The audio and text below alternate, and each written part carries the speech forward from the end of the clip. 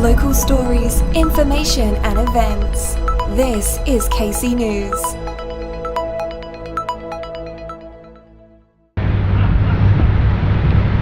What do you do when you have a guy like Jim Schultz, that your best friend, calls you every morning at 6:30, do anything in the world for you, and he decided to build this Korean War memorial? He sat there for 3 years. We tried to raise money here, tried to raise money there, and he got sick, and we knew that he was going to pass shortly. He calls me and he said, "I need to see you." I went up there and I said, "Jim, what do you need?" "Anything in the world, I'll do whatever you need." He said, "I want you to build the Korean War memorial." I said, "Jim, don't do this." "Carl, I want you to build the Korean War memorial. You don't tell a dying man no. If I can raise $107 million for that Liberty Memorial, I can raise enough money for this thing." And if we didn't have Troy Schulte from the Kansas City, who is the city manager, we pleaded with him and he gave us $100,000 to start this. Think about this. How do you turn Jim Schultz, who was up with the Marines at the Chosin Reservoir, and 100,000 Chinese surrounded him? They killed 30,000 Chinese. They put all the Marines that died on their shoulders and they carried them to the sea. How do you turn these people away? God bless Jim. God bless the people of Kansas City. They are the givers of the nation. And if you want to bet right now, I'll bet anyone that we get the Republican convention. Thank you so very much. I know we have the Missouri Korean War Veterans Association Chapter 2 here. Jim, if you please stand. Ladies and gentlemen, excuse me.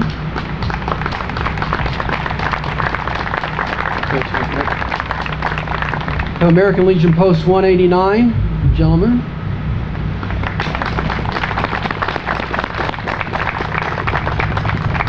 I think we have representatives of Post 609 with us today, do I not? Here in the back, our team. And I know there's probably more than one unit represented by our band today.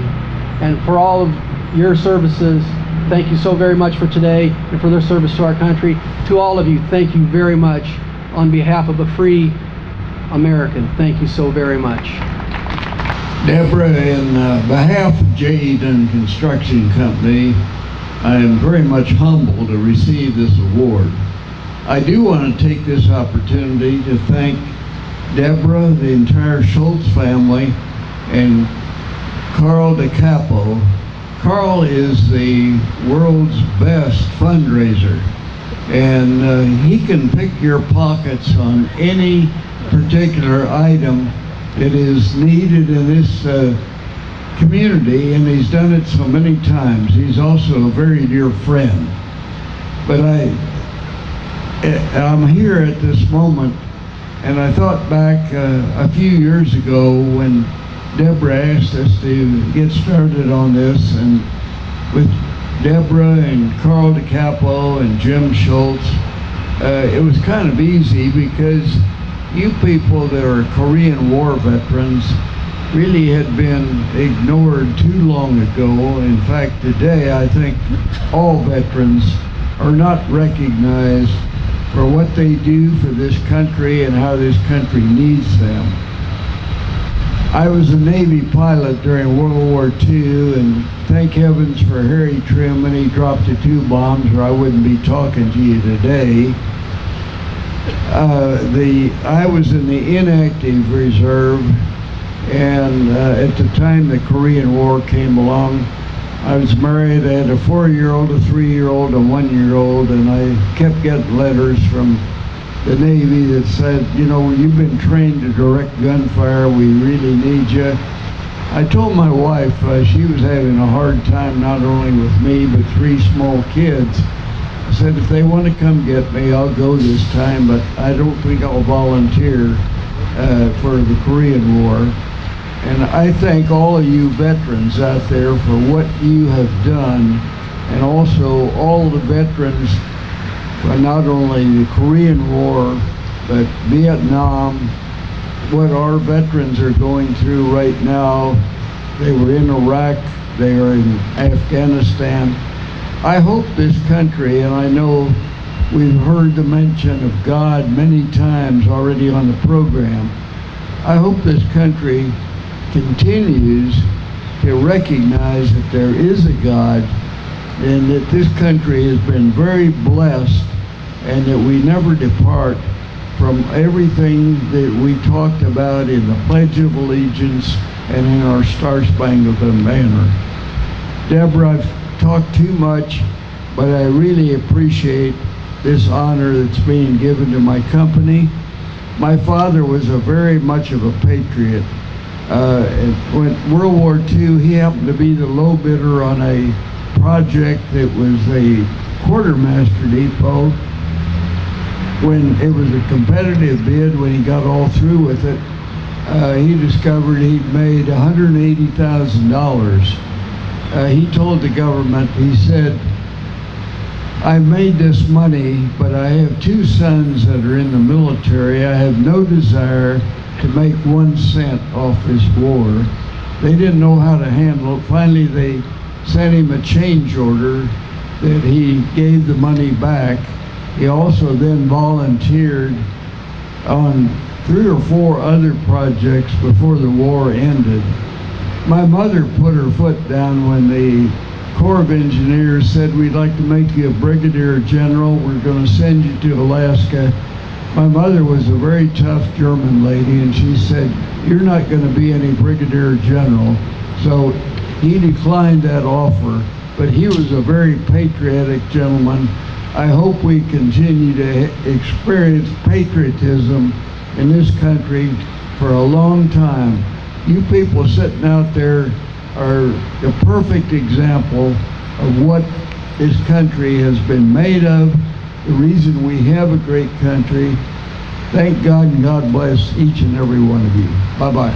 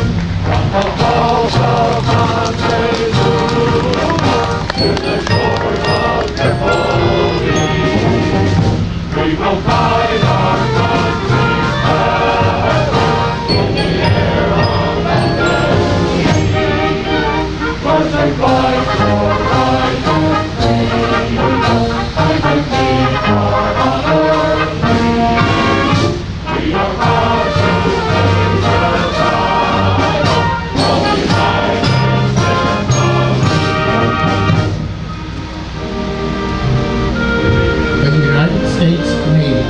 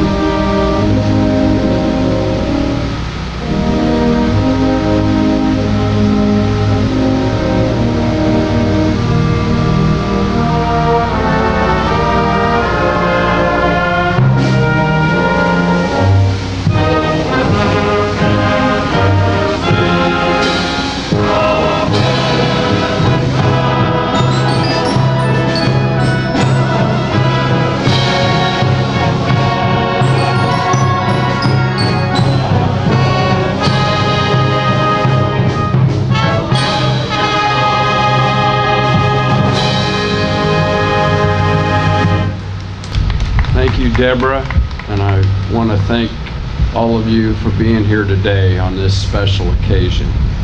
My family and I are very proud of the servicemen and women that sacrifice every day and show so much bravery and courage to help protect our freedoms. It was the least that we could do to be involved with this Liberty Memorial Project over here across the street, as well as the Missouri-Korean War Memorial here that we're sitting in front of. And I'd just like to thank all the military people for all that you've done to keep this country a peaceful place and a place of freedom. With that, thank you very much. Our keynote speaker today is Dr. Raymond Gesselbrocht. Dr. Gesselbrocht is Assistant Director or Special Assistant to the Director at the Harry S. Truman Library. He previously served as an archivist at the Franklin D. Roosevelt Library in Hyde Park, New York, a place I've been to several times and really enjoy, and the Richard M. Nixon Presidential Materials Project. His many publications have had a direct connection to our own Harry Truman and the Korean War. They include co-editing the book Affection and Trust, the personal correspondence of Harry S. Truman and Dean Acheson, and editing the book The Civil Rights Legacy of Harry S. Truman. He is also the editor of the upcoming book The Foreign Aid Legacy of Harry S. Truman. Dr. Gesselbrocht has a doctorate in American history from the University of California at Santa Barbara. And so without further ado, please welcome Ray Gesselbrocht.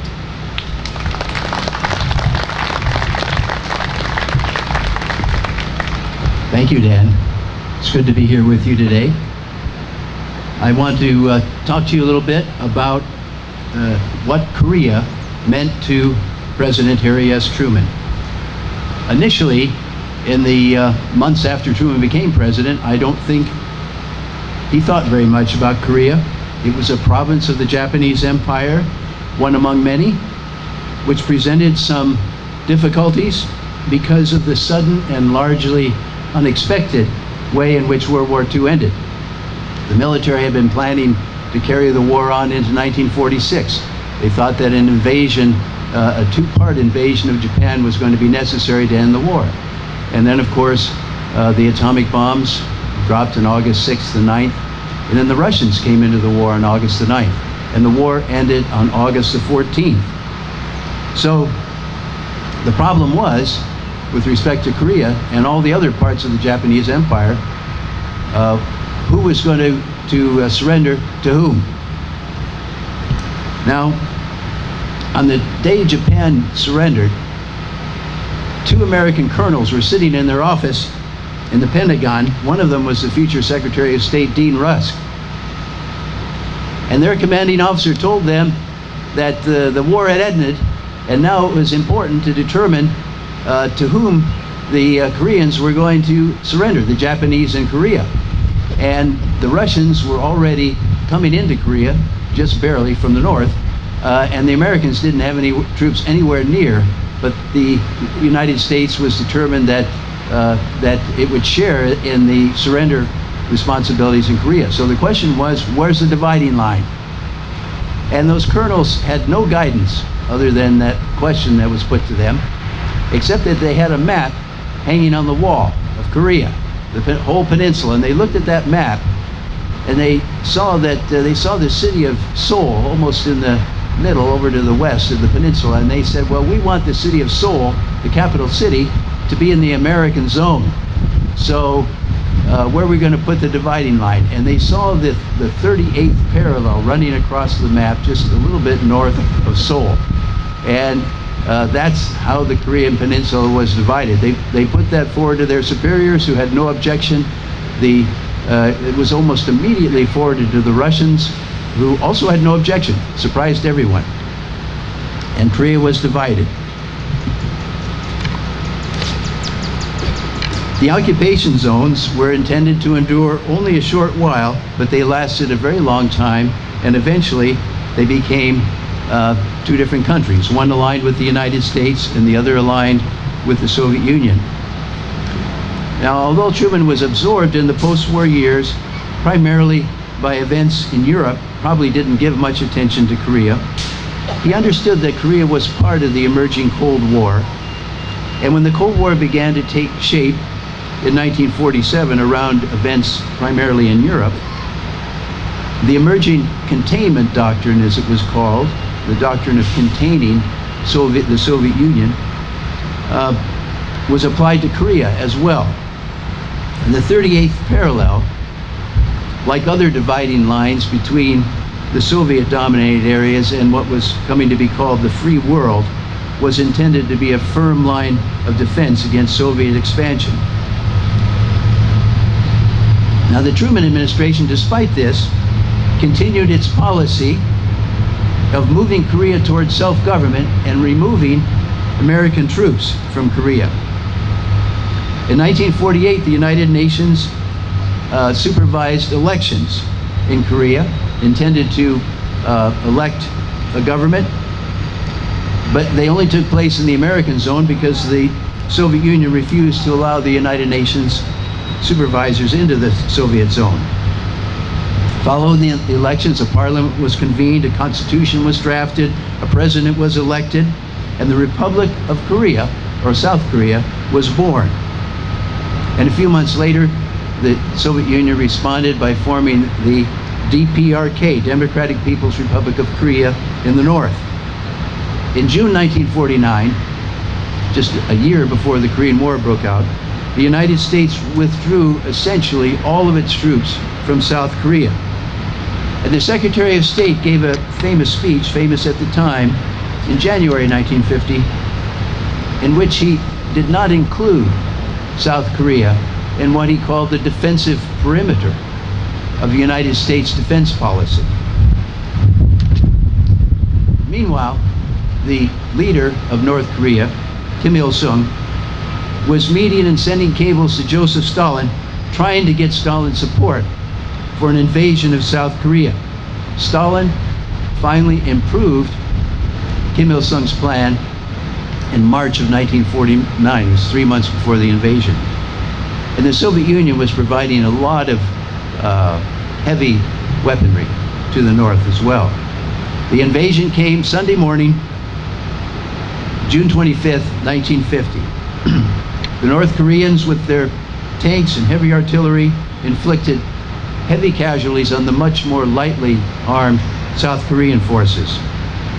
Word of the invasion got to Washington on Saturday night, and the Secretary of State called Truman at his home in Independence, where Truman was visiting his family. Now, Truman flew to Washington early the next afternoon, and he met with his foreign policies that evening in the Blair House across the street from the White House. Truman understood right away that the United States had to help South Korea defeat the invasion. He believed, with considerable justification, that the Soviet Union was behind the invasion. And he believed, too, that if the invasion succeeded, the Soviet Union would make an attack somewhere else, probably in Europe. His reading of the history of the 1930s, the run-up to World War II, told him that when dictators succeeded in seizing military territory, they would seize more territory. He also believed that if the invasion were not defeated and the North Koreans were not beaten back above the 38th parallel, the United Nations would be greatly weakened and would perhaps become unable to take on the great work of peace that President Truman wanted the United Nations to take. For all these reasons, even before he met with his advisors that night in Blair House on June 25th, Truman knew that the United States would have to join the fight in Korea. American forces were rushed to Korea to fight alongside the South Korean forces and eventually the forces of 15 other countries.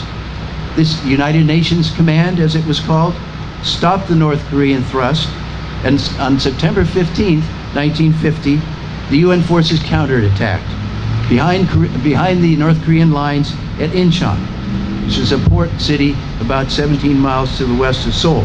Now, from this time, General Douglas MacArthur was the great genius of the Incheon invasion. From this time, General MacArthur assumed a large presence in President Truman's life for several months.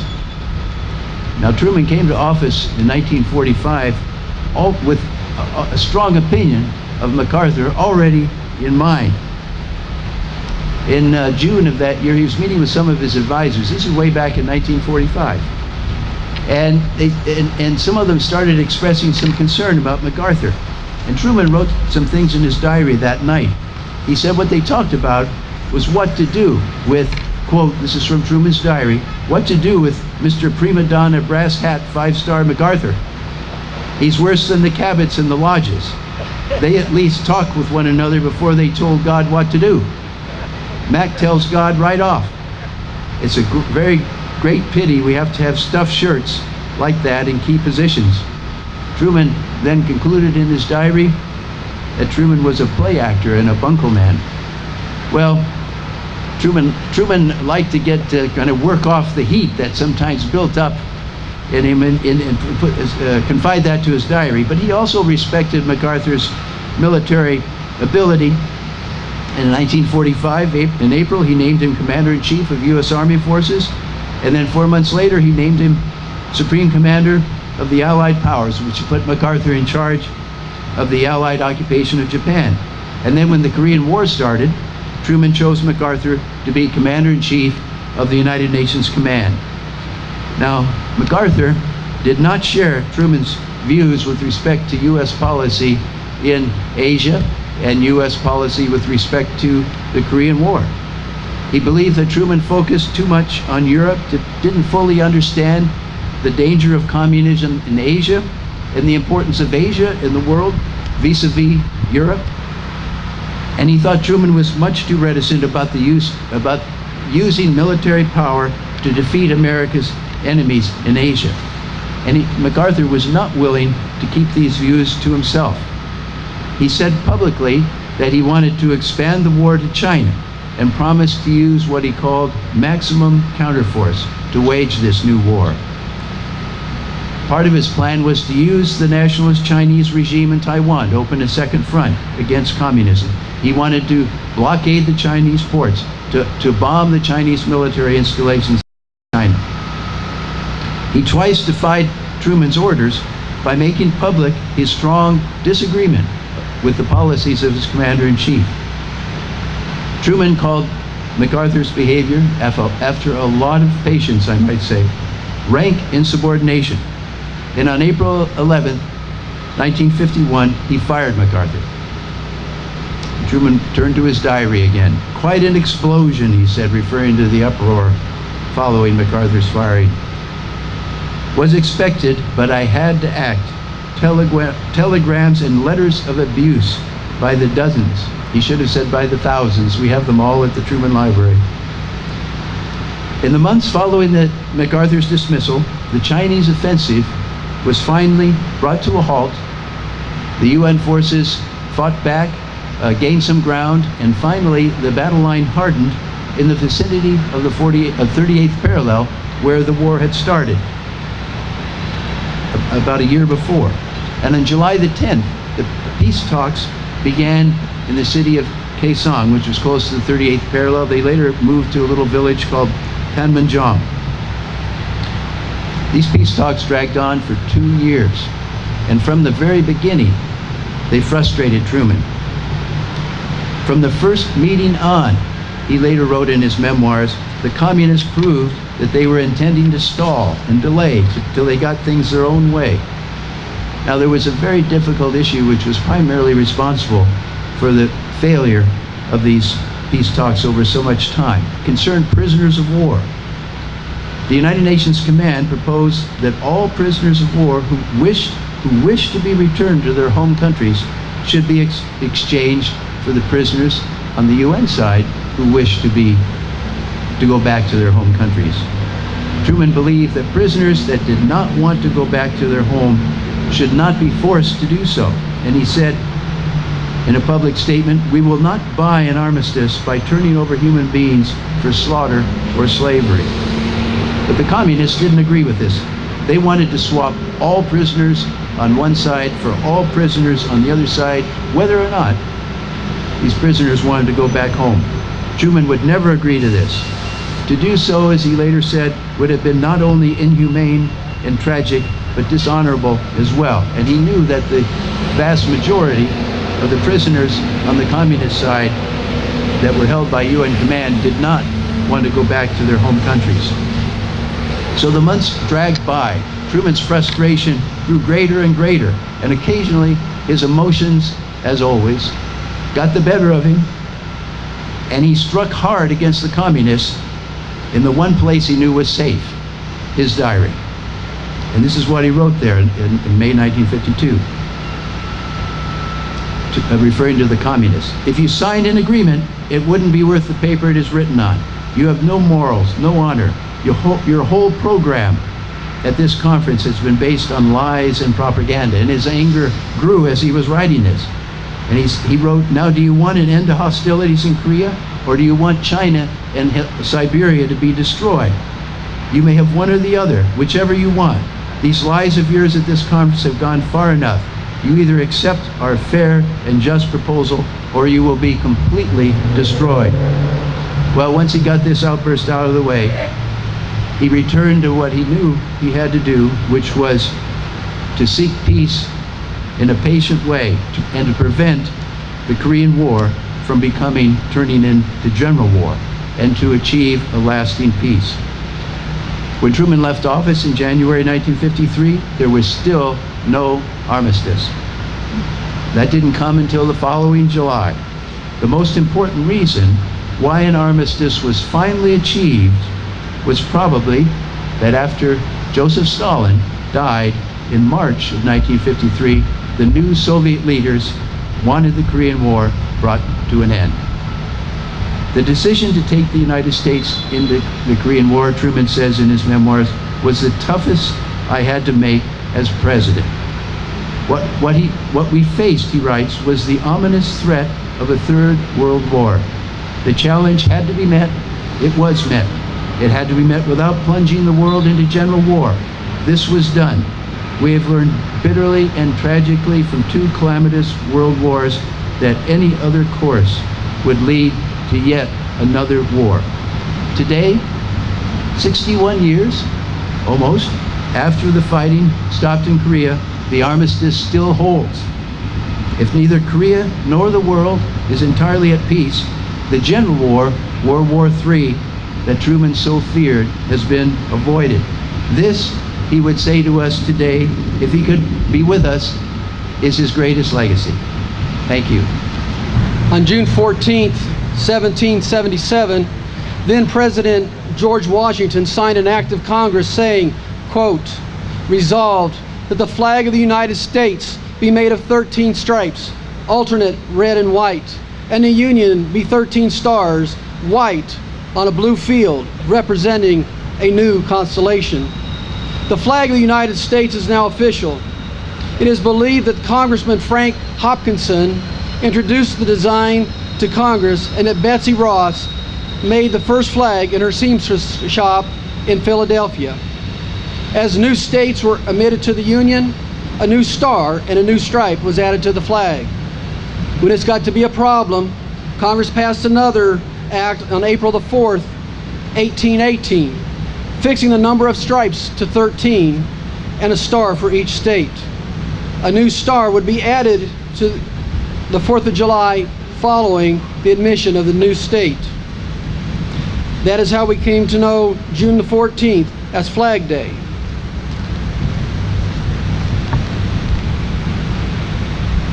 I am Old Glory.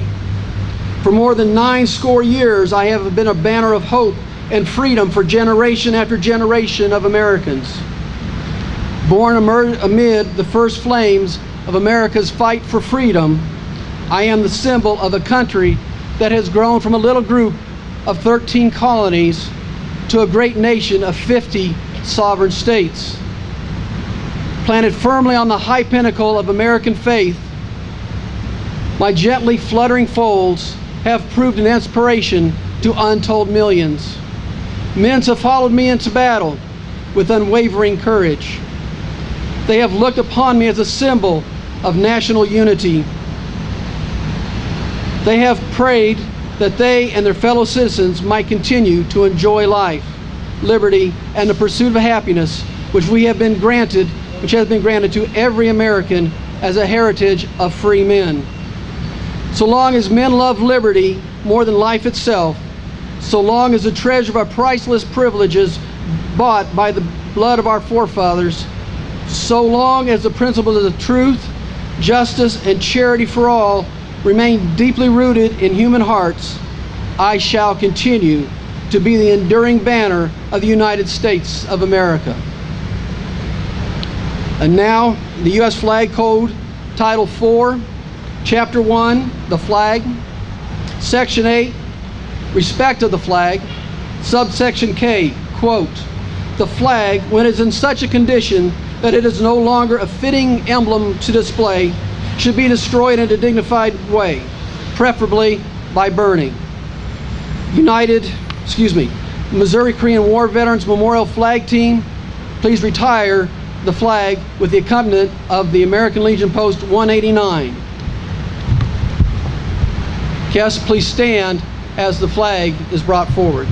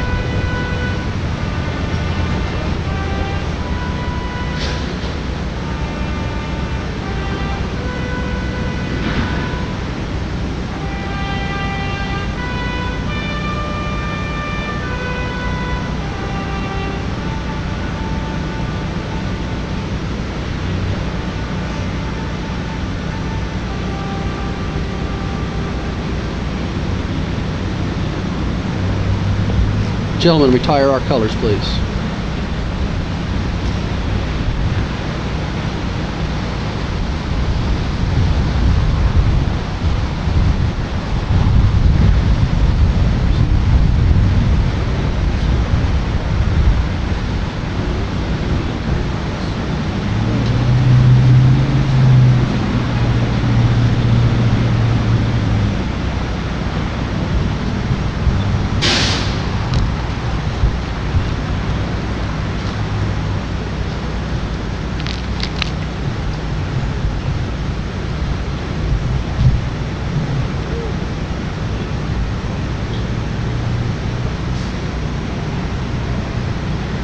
Thank you, American Legion Post 189. Thank you, American Legion, or to the Korean War Veterans Memorial for retiring our flag.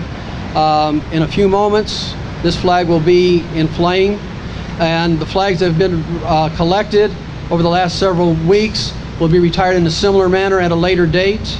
And so I want to thank everyone for coming today. Reminder that we have Linda Dillon is in the back as your way out. If you'd like to take some more information about the Korean War Veterans Memorial, please do so. That information is there at the back. And if you feel that a donation to this worthy cause would fit with your goals, that would be appreciated as well. Again, thank you very much for coming. We have some more music on our way out.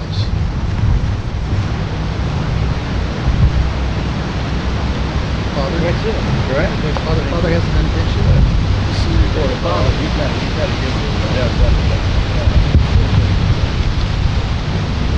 Nelson DeMille wrote a book called Up Country.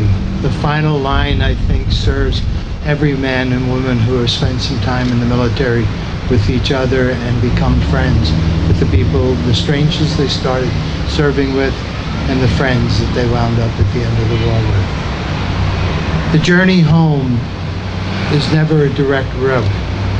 It is, in fact, always circuitous.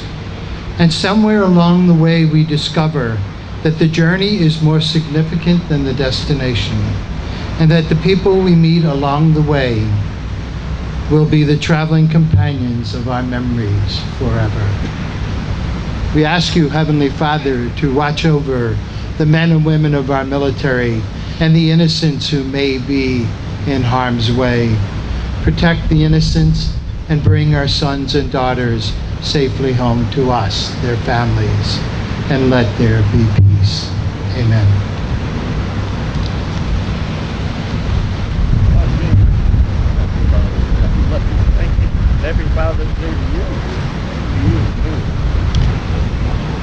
Thank you again, Father Ryan. We are dismissed. Local stories, information and events. This is KC News.